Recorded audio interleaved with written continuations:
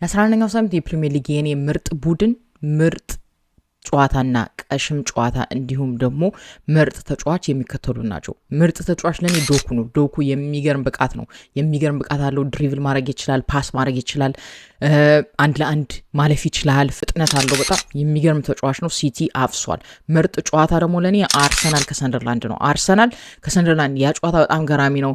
አርሰናል ወደ ቀድሞ ገባበት፣ እንደገና ከረፍት በኋላ 2 ጎል አስቆጠረ።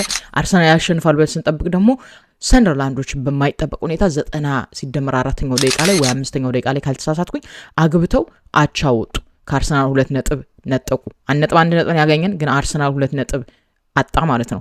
የኔ ምርጡ ቡድን ደግሞ ማንቸስተር ሲቲ ነው። የሚገርም ቡድን ነው። ከተከላካይ እስከ አማካኝ ከበረኛ ጀምሮ እስከ አጥቂ የሚገርም ተውኔትን ያሳዩን። ሊቨርፑልን አውት ክላስ ነው ያደረጉት በጣም ሊቨርፑል እንደዚህ በሲቲ 3-0 ሸንፋል ብዬ አላሰብኩም ነበር። በተለይ ከሪያል ማድሪድ እና ከአስቶን ቪላ ድል በኋላ እኔ የሆነ ትንሽ ፉክክር ያደርጋሉ ብዬ ጠብቄ ነበረ። ሲቲ ግን በሚገባ በረኛቸው የሚገርም ነው። ትንሽ የተከላካይ ክፍላቸው ትንሽ ደካማ ሊሆን ይችላል። መሀላቸው እየተጣመረ ይመስላል። ቸሪኪ አሪፍ እየሆነ ነው። ፎደን አሪፍ እየሆነ ነው። ዶኩ እና ሃላንድ የማይጠበቁ ገራሚ ሰዎች ናቸው። እኔ ሲቲ ዘንድሮ ፈረዋለሁ። ህልም እንዲሁ ዋንጫውን ከበሉት ለሶስተኛ ጊዜ ከአርሰናል ላይ ነጥቀው በጣም በቃ ሲቲ ለአርሰናል ቀንደኛ ጠላቱ ነው ብዬ ነው የምብዳምድም።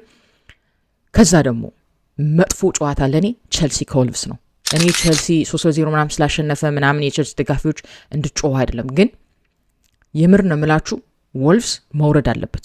በጣም አስቀያሚ ጨዋታ ነው። ፈርስት ሃፍን አይታችሁታል። የመጀመሪያው አጋማሽ እኔ እንቅልፌ ሁሉ መጣ ብላችሁ ታምናላችሁ? ደግሞ ጨዋታውን ለማየት ቁጭ ማለቴ ከቸልሲ ላይ ልቋጠር ማለት ነው።